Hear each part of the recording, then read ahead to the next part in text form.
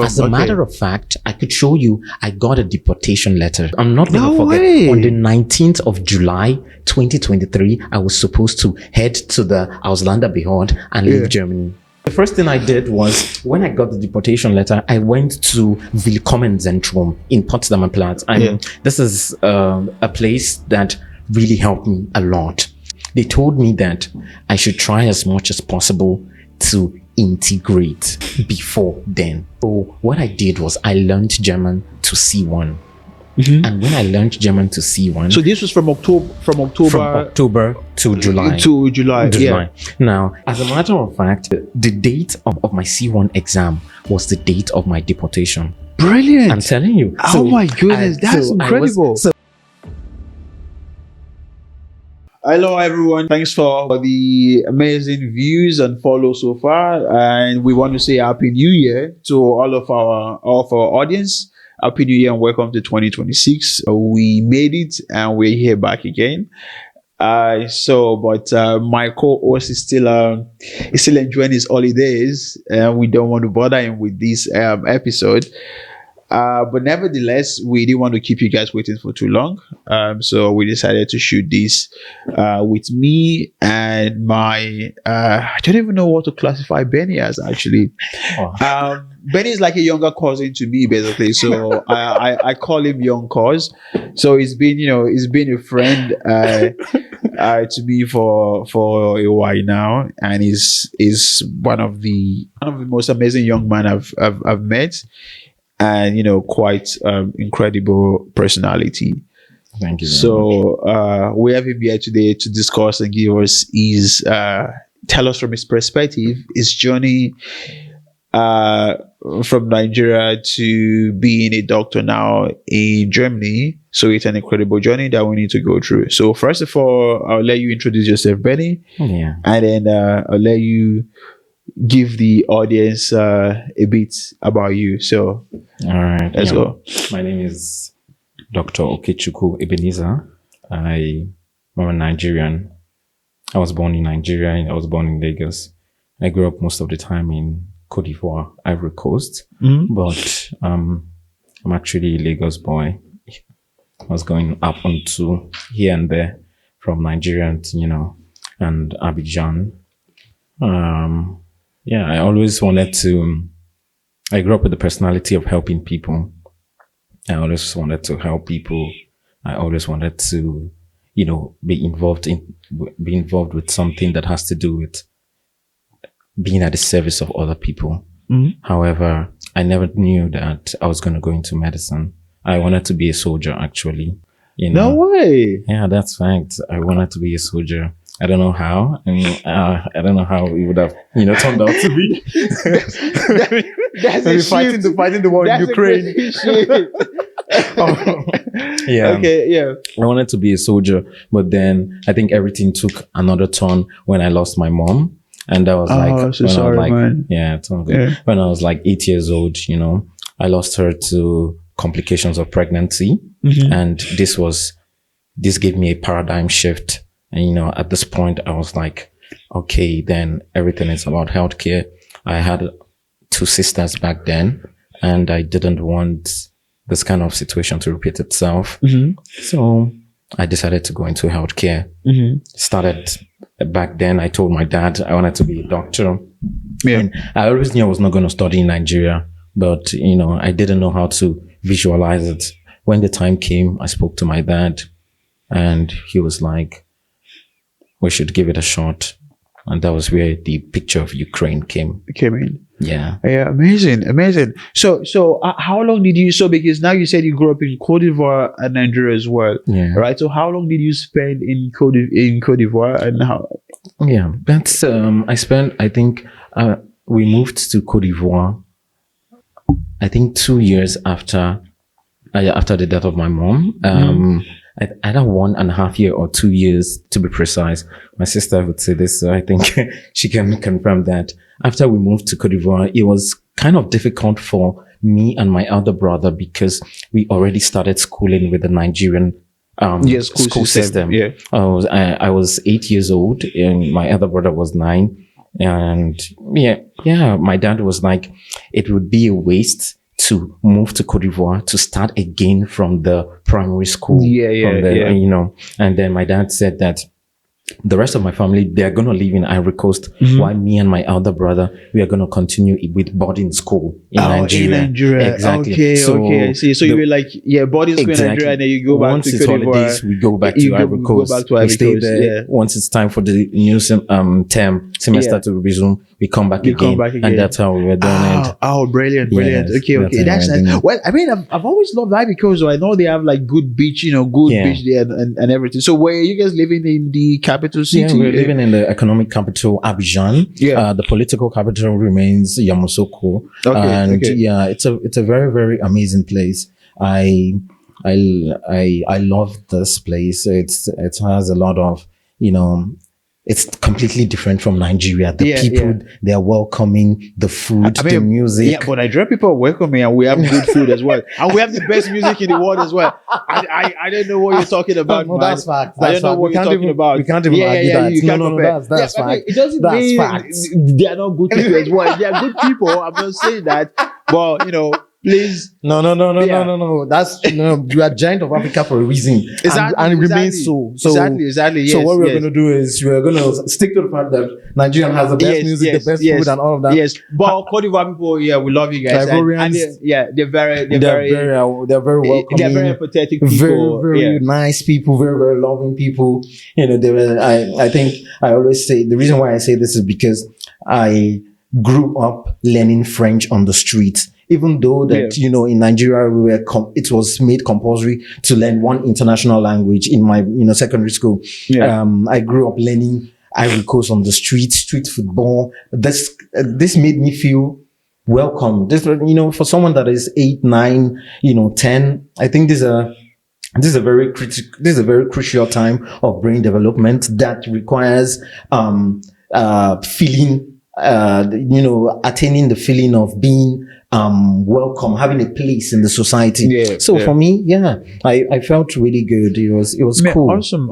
No, I'm really happy to hear that as well, because I think one thing in Nigeria though is we travel a lot. Yes. But it's just that the thing is, I haven't met like a lot of Nigerians, or generally speaking, you don't meet a lot of Africans that grew up or traveled like from one African country, they moved to another African country, and that was where they grew up or that's where they live in. But you see this sort of thing in Europe basically. So if you're in Germany, you can see like an Italian, a French person, and if you go to France or Spain, you see people from like other part of like Europe as well. Yes. But usually in Africa, you don't see so much of this. It exists, but not as much as it is here. That's true. That's true. Yeah. And the effect of this point you just stated, it actually plays a lot in should I call it the open-mindedness of Nigerians, I'm gonna be careful to structure this next statement or sentence in a very understanding way. Based on my experience, growing up in Nigeria, because I've lived in a lot of places. If I'm being honest, I've lived in Nigeria, I've lived in Ghana, I've lived in Cote d'Ivoire, I've lived also in Ukraine, I've lived in Hungary, I've lived in Germany. So, one thing I can say for sure is that growing up with with an external environmental influence, it affects the way or the open-mindedness of people. No, it does. 100%. I'll give you one of the biggest,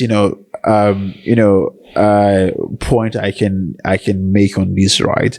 Because I think experiencing at any point in time how other society operates, it's expand your horizon, it expand how you think as well, and your mindset, right? I would also tell you it's also why even for example, even Nigerians that haven't traveled a lot, I also tell you why there's also some sort of influence in terms of how we think as well. It's also because we're very multicultural. I think Nigeria is one of the most culturally diverse places in the world. I'm not saying, I don't know if it's the most, but I think one of the most. It's one of the most for sure. Almost 500 different tribes and languages. So, we have various skin tone and complexion and stuff like that. So that alone makes us adaptable to anywhere we travel to. That's correct. So that's why you can say that, I don't know, honestly, I trust there's literally a Nigerian in Afghanistan. I wouldn't doubt that. I wouldn't be surprised. I wouldn't be surprised at all, right? I wouldn't be surprised. Yeah. So there's always like that adaptability as well. And traveling outside of Nigeria then makes you, then takes you a step further in terms of how your mindset is shaped, because you've seen things outside of your immediate environment and outside of your country as well. But I also think one of the one thing I would like to change in Africa as well is to ensure like we travel within a continent more. That's more. true. But unfortunately, I think the only reason why that's not happening is also because of the economic system. So because if we have a decent economic system, just the way they have in Europe per se, people will tend to go on vacation more. Yeah. So given they cannot afford it, then traveling within can be a bit difficult. But I would say, an average person should be able to go to like Benin Republic, to go to Ghana, and as far as Ivory Coast, I would say. At least beginning with ECOWAS countries. Yeah, exactly, because we all have ECOWAS passport that can travel freely without visa. Yeah, but anyways, it boils down to the economic aspect again.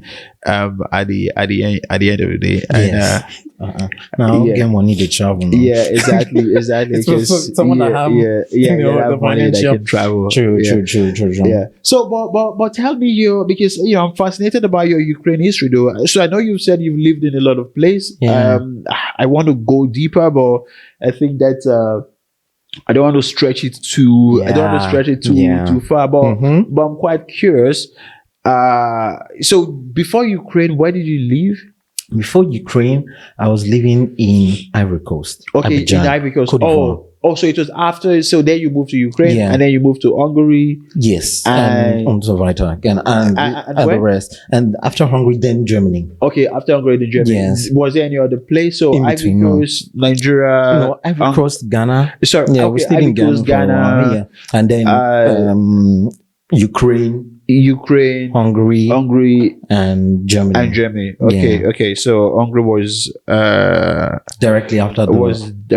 Yes, okay. So now tell me about the situation in Ukraine, right? So one, why did you choose Ukraine? Two, why? To be honest, when I told my dad that I wanted to study medicine, because I finished secondary school, I think in 2015, and I told my dad that I wanted to study medicine. Yeah. I applied to UNN, Nsukka, in Enugu State, and I did not get the admission. Yeah. I think no, it didn't turn out well. My JAMB score was not up to the requirements. Yeah, I know. People don't know how difficult it is to get into medicine in Nigeria as well. It's crazy. It's crazy. So, however, then I found out that one of my friends in secondary school, in the boarding school that I studied in Nigeria, I found out that he was studying medicine in Ukraine. Oh, and so, I started gathering information from him. Yeah. At the end of the day, the reason why I would say I chose Ukraine was because of the finance. Oh, okay. At the same time, the level of facilities, should I call it the medical facilities, in Ukraine. It's pretty. Now, when you compare Eastern Europe to Western Europe, there is a very huge difference in the costs of, studying the cost of studying medicine. Yeah. I decided to, go to Ukraine. We found the university, discussed it with my dad. We budgeted for the trip, everything. I went there alone, actually. I'm not going to forget. I went there when I was 16. Yeah. And so I left. And when I arrived in Ukraine, I remember I arrived in Kiev. Yeah. Yes, I was actually supposed to study in a small city called Venezia, but when I got there, or when I got to Ukraine, I found out that the city is, small, and I wanted something big. Something big. So I decided, I transferred. Even before the actual medical studies started, I transferred from Vinnytsia to Kharkov. That is exactly where I studied. And arriving in Kharkov, the Nigerian community there is great. It's for real. Cool. I enjoyed it. I went into school. When I got into med school, I was very, serious. I was like, I'm here to become Ben Cassim. I wanted to, be as good as Ben Cassim when it comes to medicine and all of that. I was received warmly by the, community, by the Nigerian community. I found myself attached to the Mountain of Fire, because they always say that, cool. Finding a community, as long as you want to get a Nigerian community, start with a church. That's it. I started attending Mountain of Fire. And, step by step, I got into the system. I decided to learn Russian because, I know a lot of people say I'm good with languages. But I personally wanted to learn the language because I understood how easier life would be if I was able to speak Russian. So I learned Russian, and I used it to get a job. I was working while studying, and from there it went, very good. I think, very good until the COVID period. That was where the entire drama started. Ooh, okay. During the COVID period, I was like... So just before we start on the drama, right? Yeah. Do you still speak Russian? Yeah. That's incredible. I speak Russian. Yeah, exactly. I mean, so this is what you should have told me first. That you're good at languages before attacking me. That my German is not good yet. It's survivable. It's survivable. But anyways, let's go back to I feel you. To where the drama started. So tell us, how did it start? So I was really tunnel visioned when it comes to my medical studies. I was trying to be, good at it, and it was going pretty good. But then when the COVID started and the lockdown, the online classes, I became completely uninterested. I started to have doubts, with regards to, should I continue this? I actually wanted to drop out. I wanted to drop out to become a businessman because, so as a matter of fact, I even started a business. I started a business in Ukraine where I had a website, I had a store, I was selling shoes, and I was selling coats, this coat that I have. I was selling shoes, I was selling coats, and the shoes I was selling was specifically dress shoes, like Oxford, Debbie's, and for women, for female, I was selling the high heels and all of that. So was it drop shipping or drop shipping. Or you had actually, drop shipping. That's good that you mentioned it. So I tried as much as possible to make sure that there is a quality for everyone. So I had 3 major suppliers. I had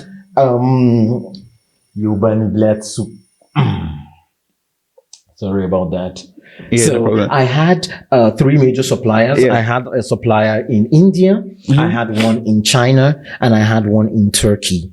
Now, for the grade A shoes, for people that want to dress formally with these, classic shoes, formal shoes, but they are on a budget. I directed them to getting the ones from China, drop shipping at most, I think 5-6 days delivery. After that, if you wanted to get a quality that is good but not the best, I suggested that people go for the one from India. Yes, because they were pretty much affordable actually, and then the ones from Turkey was were the higher. Exactly. Those were the 3 I started with, and like I said as well, the coats. I was running completely on a drop shipping model. Oh, that's good. Why didn't you continue though? I mean, simultaneously, instead of like working, because you said you were working, right? So instead of like working, why didn't you continue that alongside That's a valid question. That's a very valid question. encountered a stumbling block that actually made me quit this business idea. And that was with regards to clearance of the goods when I ordered them from on a large quantity. So in as much as I was working on a drop shipping model or working with a drop shipping model, I actually had another platform. Like I had a group on Telegram where, you know, when I met someone, I just invited them into the group, and, you know, every day I post different styles, and people, you know, just DM me and tell me they wanted together. So at some point in time, I was gradually shifting from that dropshipping model to having your own inventory. To building my own inventory. To building your own stock and inventory. So, but the problem was that when I went for that, on the first 2 orders, I think I ordered about 30 to 50 pairs of shoes. Yeah. It went well. But then when I ordered a bigger pair, I think about 70 or 75, I can't really remember. That was where I faced the problem, because as a student in Ukraine, you're not allowed to own a business. No? Yes. Oh. So is this also the same in Germany as well? Because I don't know actually. I don't really know in Germany whether the rules with regards to business, to be honest, even with regards to, you know, freelance employment and all of that, I don't know. So I can't. I only know you cannot work more than 20 hours, but as a student, but I think if you have your own business, you can as well say, okay, you know, I employ some people and I don't work the entire time. Logically, or you can also just work 20 hours a week, because it's moving inventory business. I would say so, but at the same time, I wouldn't really agree, because logically it makes sense that as a, you know, self-employed student, you can work more than 20 hours, or you can. But I think the government which something I've noticed in the German system is the government try to regulate. They want to make sure that people are not overdoing it.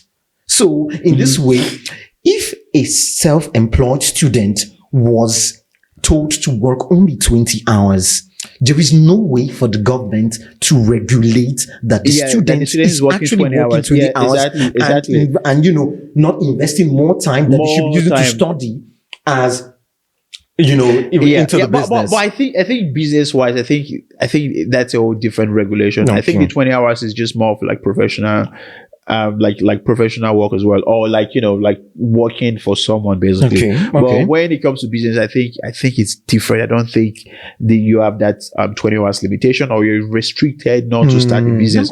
Obviously, every government is looking for businesses so businesses can pay corporate tax. So I think, you know, stopping people from being entrepreneur, regardless of their status, I think for me doesn't make any financial or economic sense. But I get what you mean. Yes. Sorry. So let's go back to that was the stumbling block I faced that actually made me decide that I was going to quit. So at first the shoes arrived. When they arrived, I went to the what am I going to call it? The port or to clear to the customs. And, you know, I was told that I could not bring this amount of shoes into the country, that this definitely is intended for the purpose of reselling, you know, for the purpose of a business. So I can't. So they told me that I have 2 options.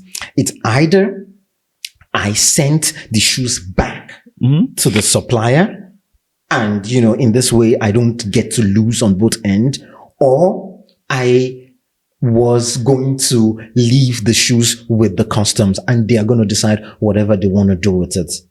That was the issue. I mean, the second option doesn't make any sense. It doesn't. It makes no sense. But you have to understand that it was during the COVID period. Shipping fees were extremely high. Extremely high. You know, the delay was so much. So at that point in time, I was like, "Come on! Like, I'm not really mentally prepared for this." And I was like, because it had happened the first time, I found my way. I maneuvered it. It happened the second time. I thought I found a way to, you know, get over it or get through with it. But then when it happened the third time, I made up my mind that this was something that was going to be happening. A consistent problem. Okay. I decided that I was going to close it. and I left it. That's so fucked up though, Yeah. because I mean, we can't imagine how. Yeah, I mean, well, a lot of things have happened since COVID, anyways. Yeah. In regards to Ukraine, yeah. But man, that's really sad. That was really like a developing model because obviously I can see the growth, because I mean at every point in time you look at the growth propensity of every business. So there was already a growth, and there was a strategy on how to sell that, and something you were working on, and a working website that was also selling as well. So there's already tendency for it to grow financially in terms of looking at that model. But again, some things happen there's some things happen the way they do. Life is a bitch sometimes. So but tell me though, how many languages do you speak? I'm curious. I speak fluently. That I have to emphasize on the word fluently, because the fact that I'm going to start with 4. I speak 4 languages fluently, and which is English, German, Russian, and Igbo. So English, German, Russian, and Igbo fluently. Yes, fluently. Oh, that's incredible. However, if you asked me how many languages do I speak, I would add French. But the problem is that I've not practiced with this language for a very long time. So if I was stopped on the road and I was asked for directions, I could help with that. If I was, to exchange pleasantries with someone, with regards to, hi, hello, how are you doing? That's good. But then when it comes to having conversations on specific topics, football, health, when it goes to like deeper conversation, then then it's difficult for me. But these are conversations that I can have in German, I can have in English, I can have in, probably not in Igbo, but So that's why I say 4 languages fluently, but altogether I would say I speak 5 languages. Okay, all right, awesome. So tell me, let's go back to Ukraine, right? Fascinating story there. Yeah. So tell me, what was some of the, so apart from like you not being able to do your business, right? You also said there was like some difficulty of why, studying was also difficult for you as well. So were there any like particular thing you would say were the major contribution to the difficulty there, or is just generally lack of motivation? I wouldn't know. I don't think it's lack of motivation. No. I would say there were difficulties in, I was studying in English in Ukraine, and I think my opinion on this question is valid because I've studied in Ukraine and I've studied in Germany. So I know the differences. In Germany, I was studying in German. But in Ukraine, I was studying in English. And one thing I can say is that the teachers in Ukraine that were teaching in English, they weren't really good English speakers. Oh, I see. There is a lot more workload on the students in learning individually or independently. So I would say that was a difficulty for me. I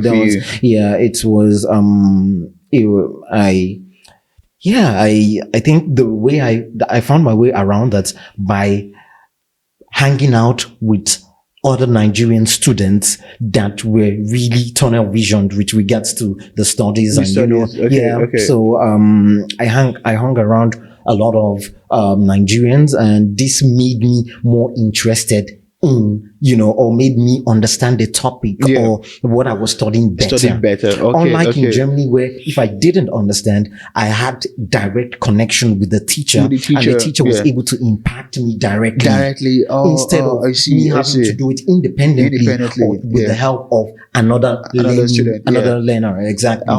So that was something that I noticed, and that was something that I think played a role majorly in my interest because when you don't understand what you are studying, or when you find it difficult to assimilate due to maybe the language barrier or due to the unavailability of a lot of learning materials, then you start to notice that you can actually start to lose interest in the studying, in what you're doing. Yeah. It's just, I mean, it's completely logical that if you feel hindered by something with regards to making progress on a particular topic or something, then it's like, okay, you start to feel a little bit distant as compared to where you can connect with the teacher, ask questions directly, and have your question clarified, by the person that is an expert in this topic. Yeah. So effectively, would you say studying in Germany was more had a bit more quality than studying in Ukraine? Yes. But is that strategically dependent on the language barrier, or what would you say it was dependent on? I would say it was dependent on, I would say, first of all, the language barrier. It was also dependent on the qualifications, but I would put qualification a little bit back, a little bit, behind. I would say, availability of materials as well. I would also say based on the structure of studying. So when I came to Germany, I was among the people that I thought it's not going to be possible to work as a doctor in Germany. So I started nursing. I started studying nursing in the Ale Salomon Hochschule, which is one of the universities, social universities close to Hellersdorf. And I did about 3 semesters there. While and at the end of the day, I noticed that I was more interested in the topic or in this new venture that I began. Why? Because I noticed that the materials were there. When I mean the materials, I meant in the libraries, there are different materials. The teachers, sometimes, even though I spoke German, or even though I was learning in German, I actually sometimes asked my questions in English when I didn't know how to express myself. Yourself in German. And these teachers, they were also really good, I would say, handlers of English. So they could speak English as well perfectly. Like perfectly, to be honest. Because most of them... I see now. Exactly. Because most of them actually studied outside Germany, not just in Germany. So this actually gave me the opportunity to be much more absorbed into what I was doing. So and then the last point that I want to say is actually with regards to the structure of learning. Now, in Ukraine, the way the medical studies is done in the sense that we studied theoretical aspect for the first, I think, 2-3 years. And, we went deeper into, the clinical aspect of medicine from the 3rd, 4th year. That's something I can confirm. So, however, what year did you stop in Ukraine? So, sorry, not to cut you short. No, I completed the studies. Oh, you completed the studies in Ukraine? I completed the studies in Ukraine. Yeah. So continue. But in Germany, we study right from the first semester of studying.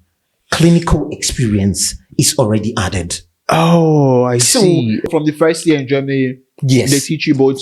They teach you both clinical and theoretical skills. So this is why to me, studying in Germany is way advanced as compared to studying in Ukraine. I mean, for me, generally speaking, right, I think this is also one thing I've loved about Germany is they're very practical. Yes. So this is why I also love like the Ausbildung sort of learning as well, because I think it's brilliant, because at the end of the day, people learn by doing and visualization. Yes. So because that gives you're able to retain that memory faster, quicker, and it stays longer than just reading about it and forget, and probably forgetting it as well at some point. Yeah. So effectively, with all what we just established, so would you say studying medicine in Germany It's better than studying medicine in Ukraine. Of course. And I think that's why the type of doctors that are produced from the German environment is way appreciated more than that of the Ukrainian. That of Ukraine. Yes, because it's that this is very clear. And I think if you want to delve deeper into it, then you would understand maybe that's why it's much more expensive to study medicine on the western part of Europe as compared to the eastern part of Europe. Okay. I see. Makes sense. However, I wanted to chip in something real quick. Yeah. In as much as the studies or the study system or the structure in Germany is more practical based, I wouldn't want to confuse or I wouldn't want to bring in the system of the Ausbildung. In as much as I find this a very beautiful. No, the Ausbildung is not like you don't do that in medicine. No. I just want to hit something because I find the Ausbildung like a very beautiful system. I just don't like the fact that the certificate that you get most of the time is not internationally recognized. Oh yes, so I also have that issue as well. That's why that issue as well. To be honest, I also have that as well. I think it should.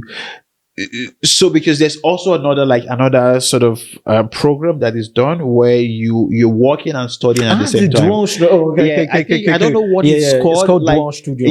Exactly. You go to school for a couple of months and then you go work for a couple of months. So that is recognized. Yes, that's beautiful. Recognized anyway. That's correct. I think the thing is sometimes you need some skills that are also, or some courses that are also not taught, in the work environment as well. Correct. So I know, like going to uni, going to uni, you've gone to uni as well. So definitely there are like couple of courses that that is basically. Of course. I mean, that we as students say it's useless or thinking back now. But the thing is, it's not entirely useless. But it's more of like the wider range of expanding your mentality, expanding your horizon beyond just what you're focused on. Correct. But the thing is, Ausbildung is very focused on one thing and one thing only. Office environment and work what job you're going to do specifically. Correct. And that's it. Correct. But uni, teaches other skills, more expansive skills as well. So that's why I think there's still a bit of issue there, and it's not as if it's not recognized. It's recognized in Germany, but other countries just don't recognize it. So it's more of the problem of other countries not recognizing it than in Germany. I mean, but anyways, I totally agree. It should be recognized, to be honest. Same. But I think the best way, if you want to do something similar to Ausbildung, where you get paid as well, you should do the dual studium, where you can go to school and work as well. Work at the same time. Because that you even get paid while you're not working, while you're in school. So which I think is brilliant. It's brilliant, to be honest. As well. So I mean that's something you get when you are in an advanced economy, specifically. So, which I think is good. Honestly, these were part of things I looked up before moving to Germany. Because to be honest, Europe wasn't really in my horizon when I wanted to do my masters. I mean, I wouldn't say Europe because I also wanted to go to UK. No English speaking Europe, I would say. No English speaking Europe. Wasn't in my horizon because I was I cannot deal with learning a new language. I can understand that. I visited Berlin and it was really cool. So I was it's I can as well do my masters there because for me, everyone, almost everyone I met spoke English. They were super. Multiple courses in finance, in English as well, and it is cost effective as well.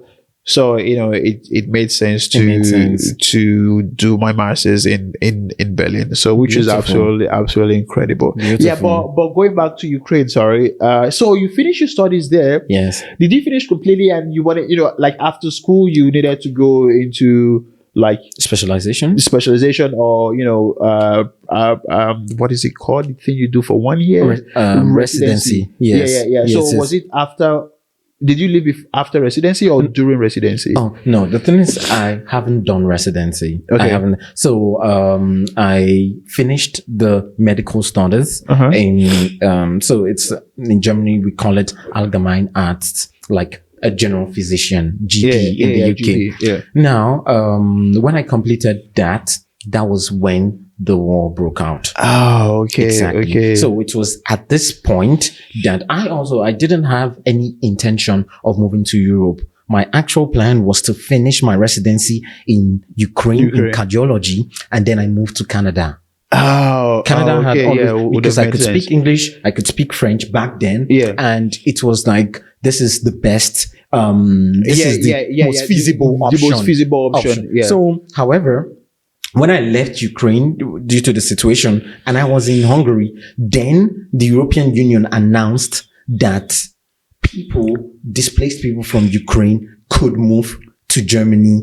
And as long as, they were legal in Ukraine, they could move to Germany. And for me, that was the window at which that was my head in. That was the situation where you wouldn't say no to. No, exactly. And then, moving into Germany, I started right from the scratch, which is trying to find out how I could work as a doctor here. Okay. Now, I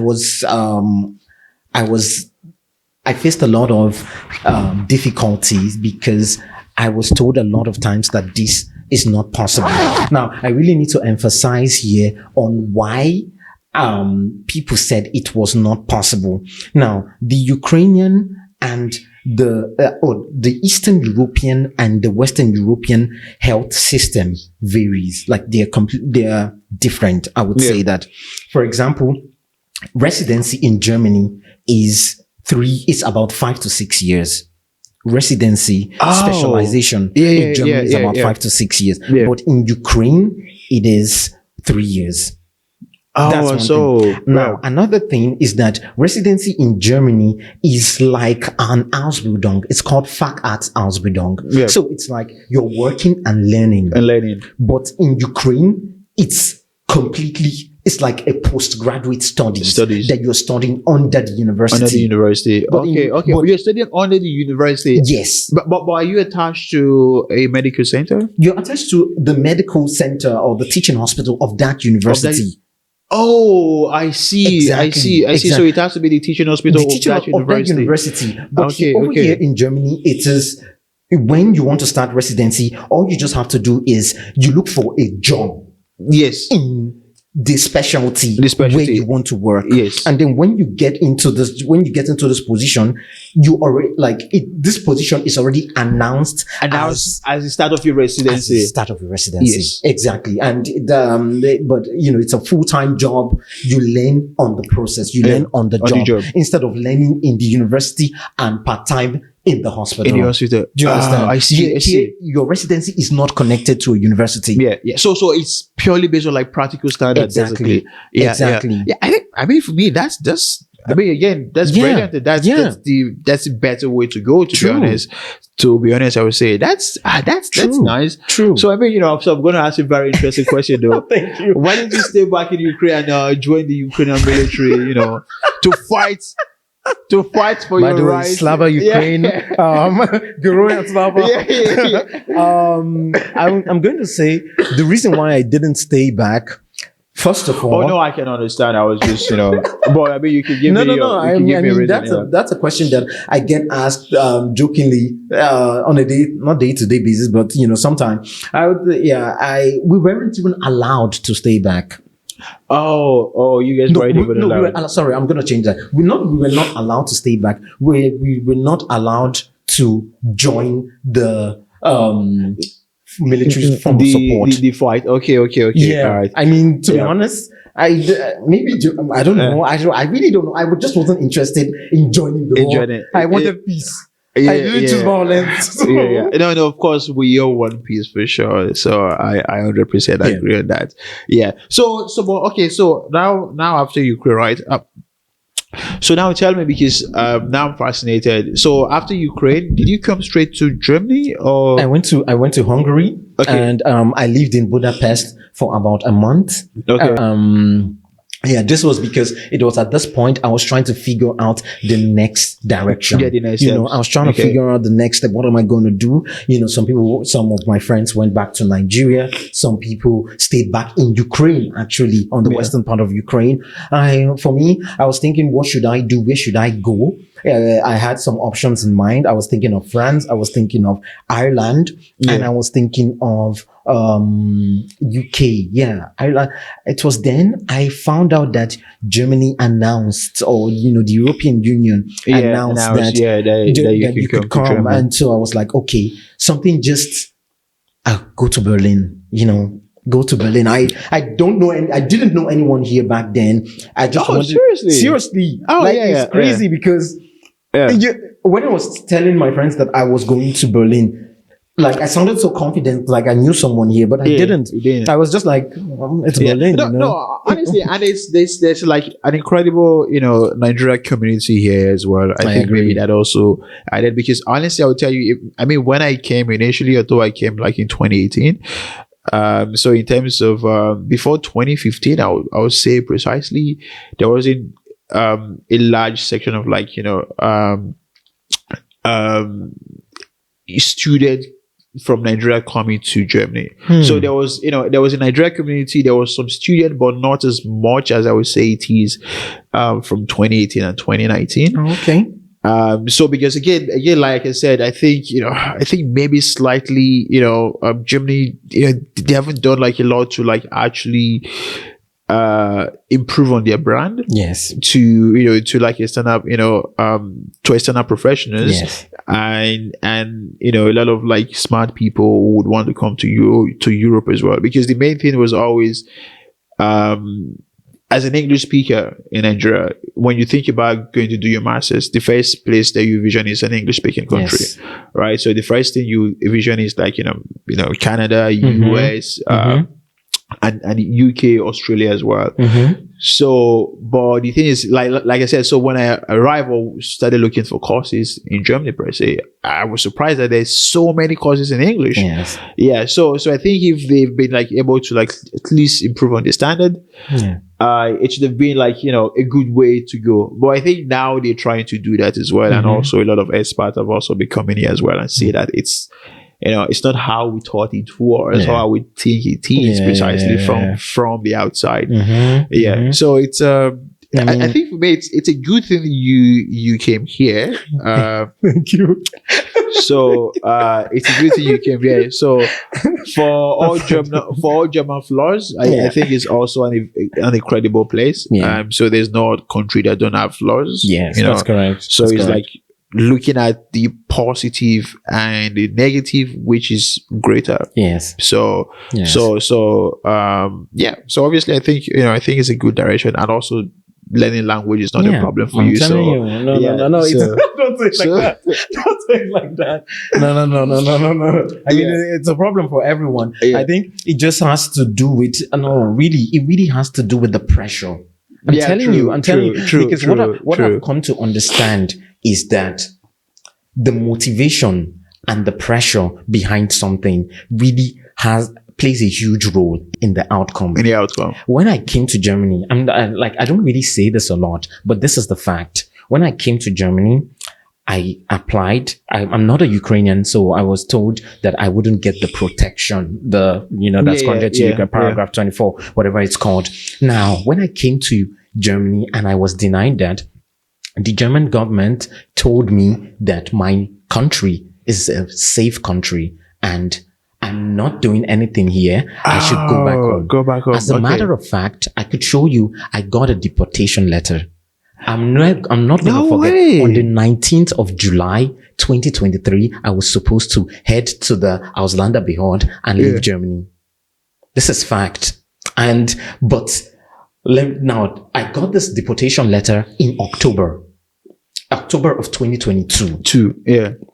Now, you remember I told you I was already studying in Ali Salomon. I was studying, but that was not. I was studying then with a B1, not a C1. So I told them, they told me that, sorry, you have a degree, you had a life in Nigeria before you moved to Ukraine. Your family is in Nigeria, just go back. Go back. It's a safe country. There's nothing happening there.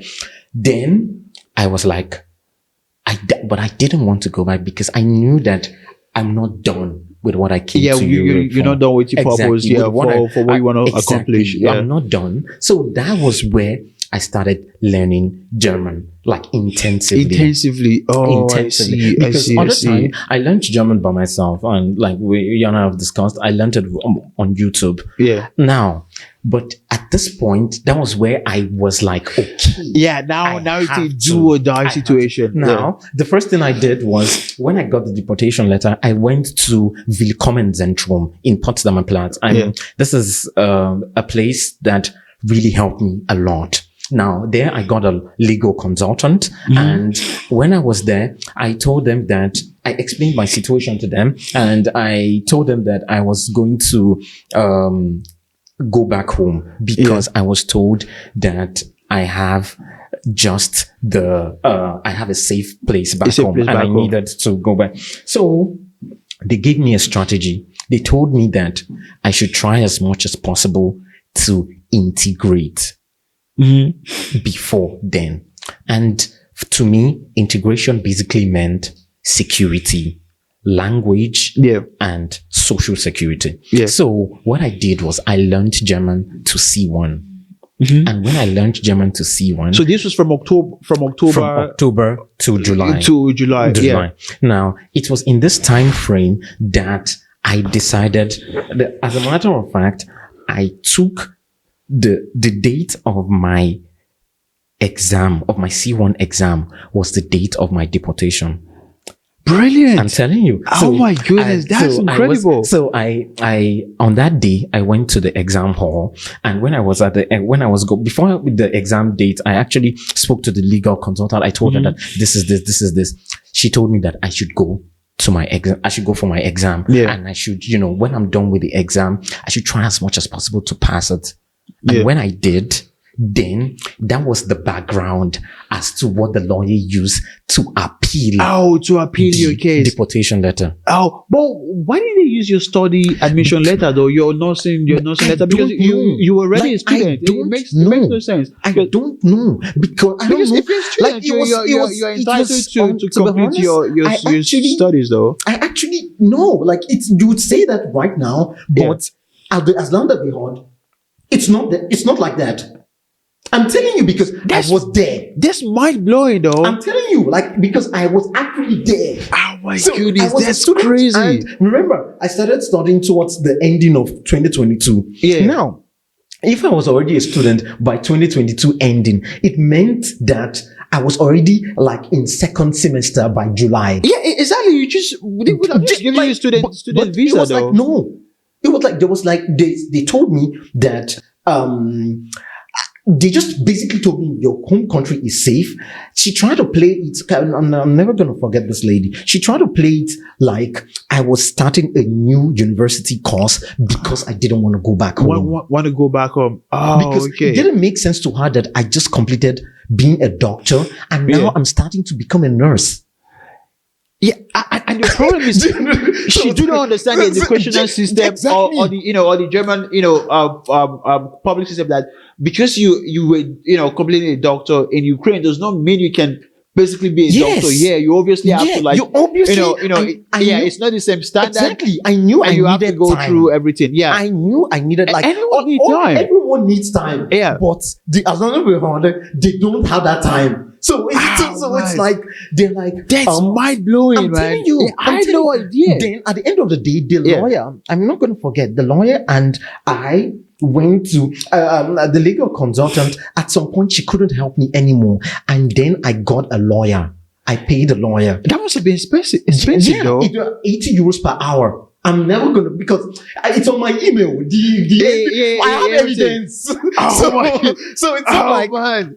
I went and I paid a lawyer and we sat down, we thought about it, and then we decided to go back to the outstanding period to appeal the deportation letter. Because to them, and the three bases that they used to appeal was the fact that, one, Germany needs doctors. There are doctors that exited or migrated from Ukraine to Germany. Why are they being sent away if Germany needs doctors? That was the first basis. The second basis was that Benny could speak C1 German. C1 German, and he just passed the C1 exam. You have a doctor that speaks German. Why is he going home? Do you understand? Yeah, exactly. So it was like, it's not making sense. So it's not making sense. And the third one was that he's partially socially integrated. Why? Because he's already studying. So it means that he has already forgotten that he had a degree. He's now trying to rebuild something new. Why is he going back? So that was the three background that we used to appeal the situation. Yeah. Now, the German government now told me even after appealing this situation, so this is where it gets interesting. I wasn't actually given a study permit immediately. Yeah. The German government told me that I have 6 months to look for a job, or else I had to leave the country. This was after the appeal. Do you understand? So it was like, Benny, you have 6 months to look for a job. And back then, I think it was just in 2023, 2024 that they changed the rule. But back then, you needed a job in the specialty of what you studied. Of what you study. Yes. You cannot... come on, I got a job in KFC. I couldn't use my KFC job to apply for a study permit, for a residence permit, because I didn't study to become a chef in KFC. Yeah. I studied to become a doctor. But at the same time, you have to understand that I couldn't go further with medicine because I was obstructed. You were at this point, to do your residency. Exactly. And that was an issue. The residency was not even an issue. No, the obstruction was that Germany was complaining that as a doctor from Ukraine, Germany only accepts specialist doctors from Ukraine. Every country is different. Germany accepts only, remember I told you there are 2 different levels. We have the Allgemein Arzt, the general physician, and we have the specialist doctors. Yes. The specialist doctors are those that have completed residency. Which is specialization. Yeah. Now, when I completed my medical studies in Ukraine, I actually was a general practitioner, not a specialist doctor. So it means that Germany could not take me for a doctor. They could not recognize me as a doctor because I'm not a specialist. Do you understand? So I was now faced with the problem of I can't go further in medicine.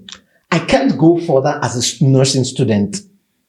Well, what do I do? Do you understand? That was the problem, because I could speak German. I had a place in the society as a student, but I couldn't go any further. Why? Because I was just faced by these bureaucratic rules and regulations that hindered me from moving forward. I couldn't start my residency in Germany. Why? Because Germany said that oh my goodness, it's so. Like if you hear the reason, it's like it's completely insane. Germany looked at my medical degree from Ukraine and they said that, actually, we don't recognize in Ukraine, you need 12 semesters. You need to study 12 semesters to become a doctor. Now, Germany looked at my complete 12 semesters of study and they said, according to our own standard of doctors, according to the standard our university teaches, you are only recognized to be in the 3rd semester. So Germany told me to repeat my medical studies again from the 3rd semester. From the 3rd semester. So meaning now you have 9 more semesters afterward. It was crazy because I was like, never. I will never do such a thing. So how did you now go about it? So because now what stage are you now? Now I'm an assistant, so it's like junior doctor. Yeah. So how I went about it is that I went back, because I remember when I told you that every country is different. Now Germany recognizes only specialist doctors from Ukraine, but Germany and at the same time Germany recognizes general practitioners from Nigeria. So it's like, if you look at it on a layman terms, it's like Germany thinks the doctors in Nigeria are better than the doctors in Ukraine. Our doctors are incredible. Why not? Look at what we're doing in the United States. A lot of our doctors are doing really well in the US. In the UK now, like there's I went to Nigeria the other day, and a lot of doctor friends I know, they've gone to the UK and they're doing really, really, really well. So it's what I also tell people. Our medical degree in Nigeria is pretty stressful. Yes. Pretty incredible. And also hospitals, public hospitals. Yes. They have like really good standard as well. Yes. So I'll give one example. UBTH in Benin is one of the best in South as well. So our doctors are absolutely incredible, and we have a lot of like in-depth study theoretically. Yes. Yeah, and also practically as well. So our standard is good, to be honest, I would say. Okay, so to add to that, because I worked in Nigeria. I worked in the University of Abuja Teaching Hospital, Gwagwalada, for 6 months. So I know how medicine is in Nigeria.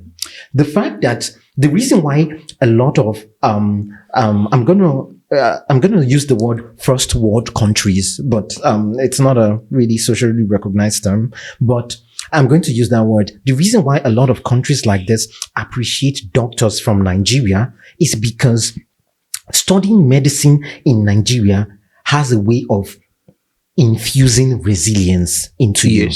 Now, I have assisted in surgeries in Berlin, in the Unfallkrankenhaus, Wuppertal, and I have assisted in surgeries in Nigeria. And I will tell you one thing for sure, is that I don't know how they do it in Nigeria, but the fact that they are able to come this far is actually something that is really mind-blowing. Why? Because one, Nigeria has a very huge population.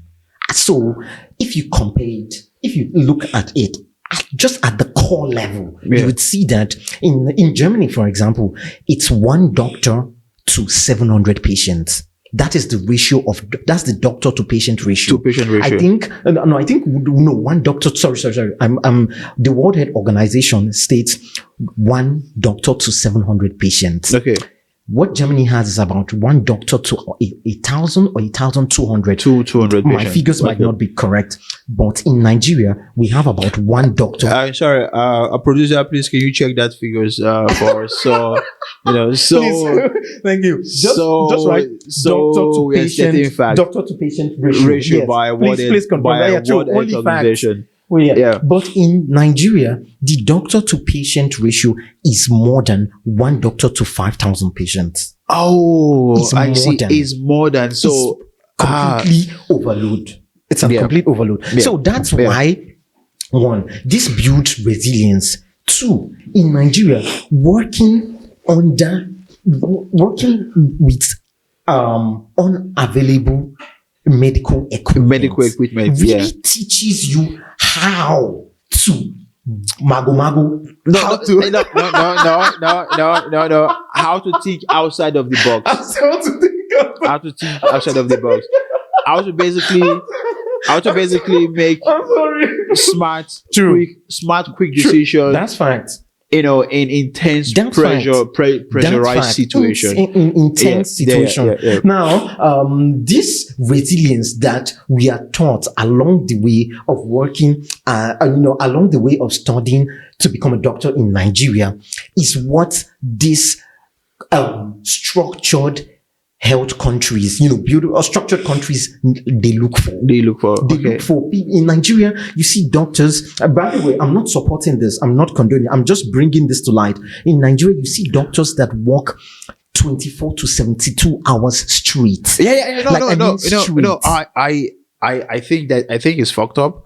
And I agree with you. I basically know instances in place like my city as well, where you have doctors who are like in the main public hospital, and they also have it's also done here as well, and they also have like their clinic as well somewhere. So for me, the only problem I see with that is if you're fully employed by a teaching hospital, like the public hospital, so having your own clinic gives you less time to see patients from your own personal clinic as well. So what I'm just saying is, it stresses you out or stretch you too much on what you can handle on, or how many patients you can handle. But in terms of quality, it doesn't impact on the quality. It only gives people less time to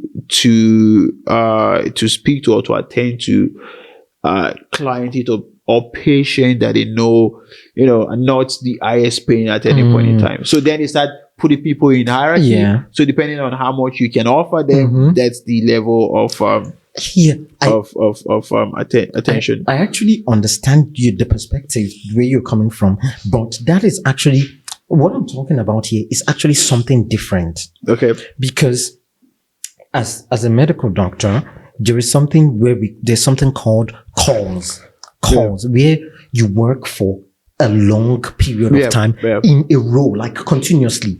Now, in Germany, sometimes you see doctors, maybe they work 24 hours like in a row. Yeah, sure. You come to the work 8 a.m., you leave the next day at 8 a.m.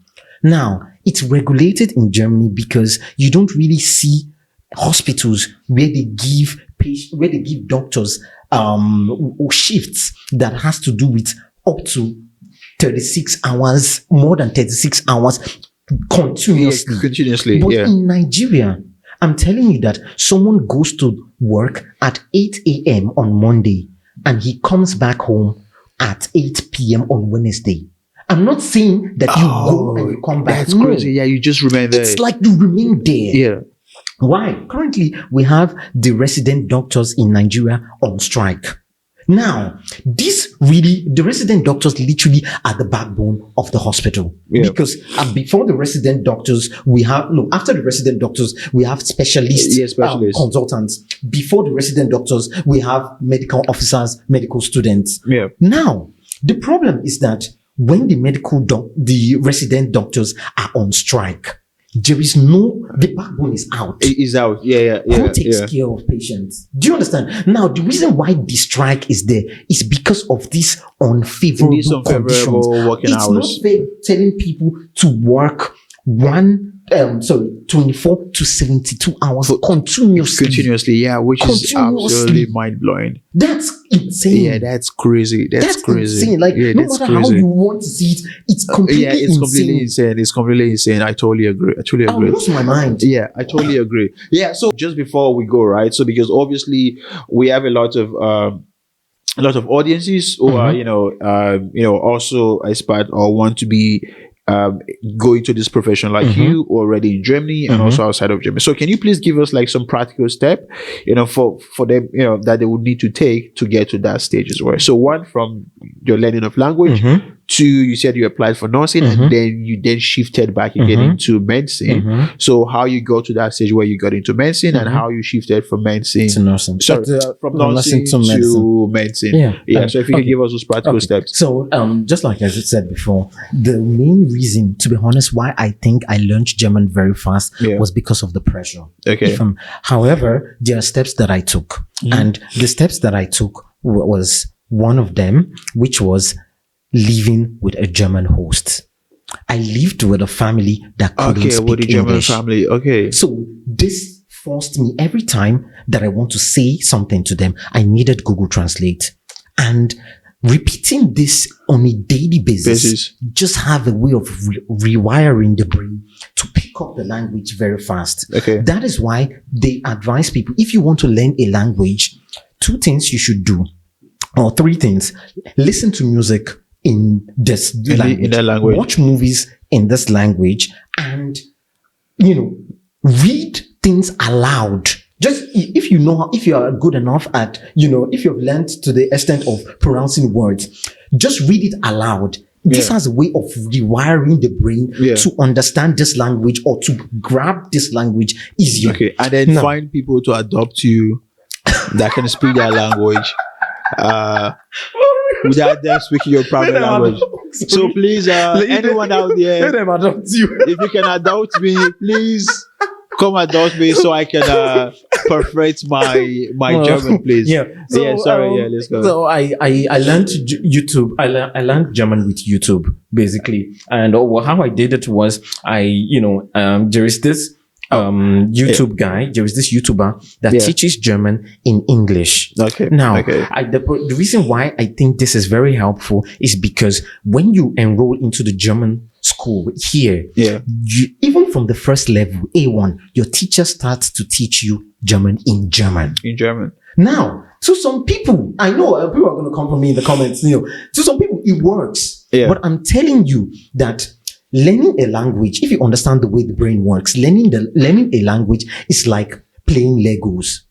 Now, it's like connecting one dot to another dot. Yeah. Now, if you're trying to learn German from a German teacher in German, it's like trying to fix a square box into a triangle. Yeah, it's incompatible. It's not even going to enter. But if you keep trying, it's going to forcefully enter. Now, that's why I say for some people it works. Yeah. But then, if you at least just for the structure, for the basis, this guy that I found on YouTube, he taught me he teaches German, not even he taught me. Yeah. And one thing I like about this guy's video is that he compacts all his videos into one. When you go to YouTube nowadays and you write some, for example, to learn German, to learn past tense, what you see is a lot of 3 minutes videos, 2 minutes videos, because everyone wants a fast step. Yeah. But this person that I'm talking about, he made a 13-hour video on A1 German.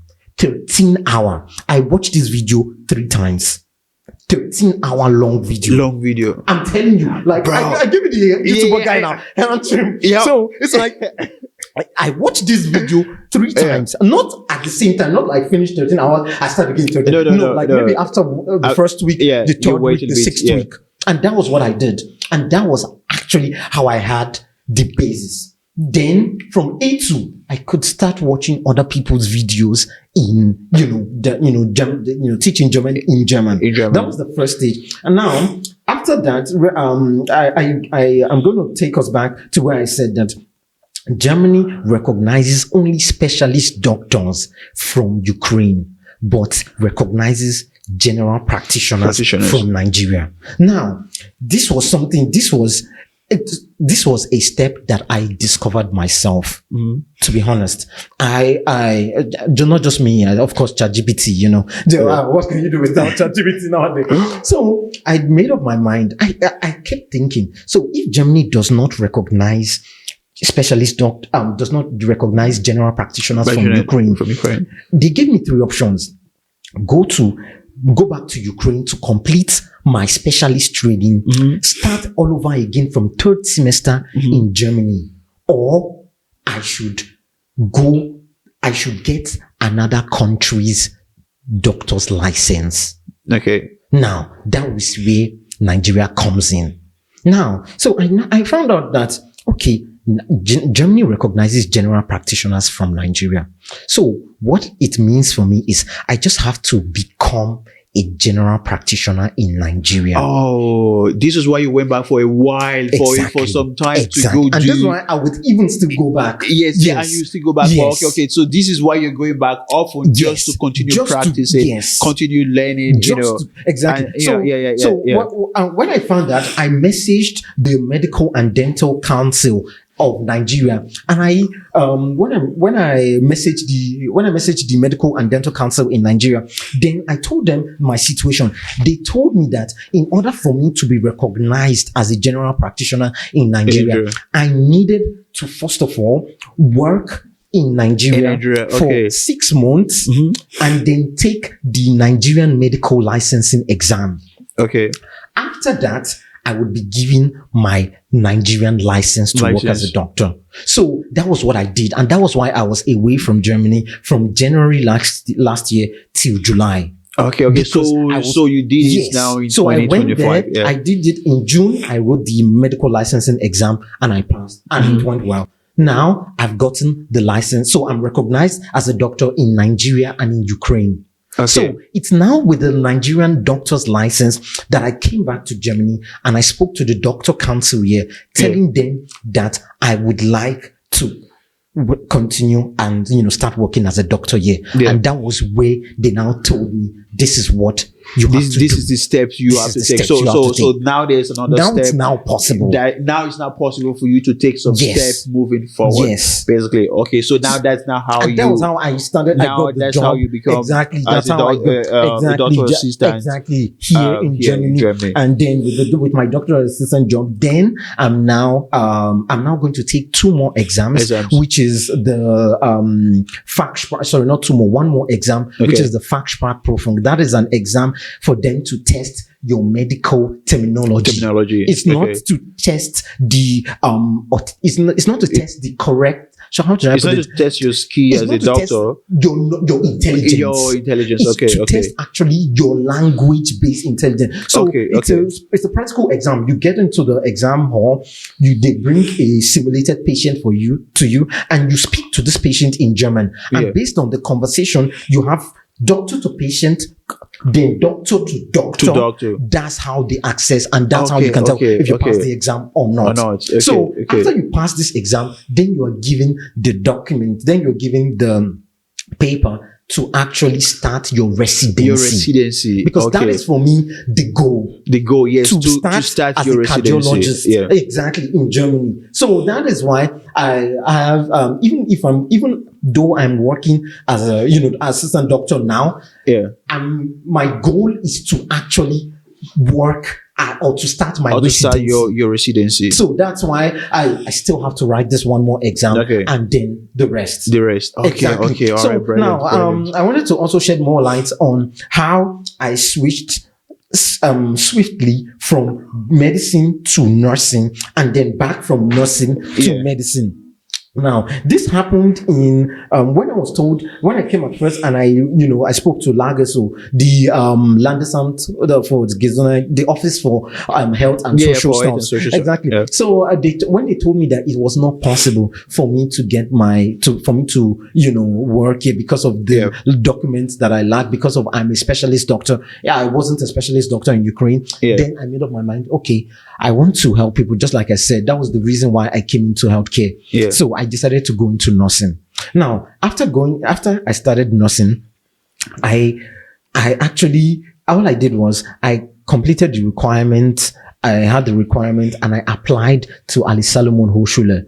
I sent my document. I told them I wanted to start my studies as a nurse. And when they saw I had all the requirements, that was how I was given admission. Okay. Now, I started that. I did 3 semesters there. At the end of the day, I knew that this wasn't for me. I knew that this isn't what I wanted. Because you were already passionate about being a doctor. Now, before I now switched to medicine, I actually was thinking maybe it's just the nursing. Maybe it's not that I just want to be a doctor. Maybe it's just the nursing. It's not my thing. So I now started another study. I dropped out of Ali Salomon Hochschule at the 2nd or 3rd semester, and then I started studying at the Berlin Technische Hochschule in Amadina. I don't know what it's called. They're somewhere close to Berlin. I started studying optometry, medicine of the eyes. To become an eye physician, an eye doctor. But then I was like, come on, if I'm already a doctor, if you know what you're doing, why taking all of these steps again? The second semester studying my, eye medicine, I said no. I left. And then I decided to go back to Nigeria, work for 6 months, take the exam and come back. Oh, I see. Awesome. So on getting back, it was in Nigeria that I actually dropped out of my optometry, school. When you were already working in Nigeria. Exactly. Awesome. So, honestly, that's an incredible journey. To be honest, I'm really proud of you. Thank I think you. I've told you this already several times, right? Thank you. I really appreciate it. So because I've watched how you've basically improved since you were here. You've gone about things, and now you're actually being very determined and motivated to get to what you want to do. And also, that makes you be, brilliant as well. But just before we go, finally, obviously, we know it's been a long conversation. It's been a long time you've been in Germany as well. So just, tell everyone quickly how your time here in Germany has been. And then we can call it a day. So far, my stay in Germany has been very good. A lot of people have had negative experiences. I've had negative experiences, and that is with my employer, my former employer. He wasn't the best. So I've had this kind of experiences, but I feel the quality of my life really improved when I got to Germany. When I got to Germany, I started getting in depth with my hobbies. I learned how to swim. I started looking for a ski course. I learned how to drive and all of that. So the quality of life in Germany really increased. Yes. So I'm satisfied. I would say that. Awesome. All right, Benny, thanks a lot for coming. We really appreciate. And I know this has been a long conversation. Yes. We will try to see if we can fit you into some other, to get a part two of this, to get into some of the new, nooks and crannies, basically, of everyday life. All right. So thanks a lot, everyone. Please don't forget to like, share, and follow. Please subscribe. And, if you like what we do here, give a comment, start a conversation up in the comment section so we can talk. And, you can ask Benny any question and we'll forward it to him, basically. But I'm sorry, producer, you didn't give us the stats anymore. Give us the stats now. You sent that to me. Yes, sir. And just before we go, so basically the stats we spoke to our producer about initially. So currently, there's one doctor to 200 or 220 patients in Germany. Yeah, currently. And then in Nigeria, you have one doctor to 2,500 to 4,000 patients. Wow. Yeah. So you can see so much disparity. Yeah. All right, guys. So that's a goodbye from me. And join us again on the next one.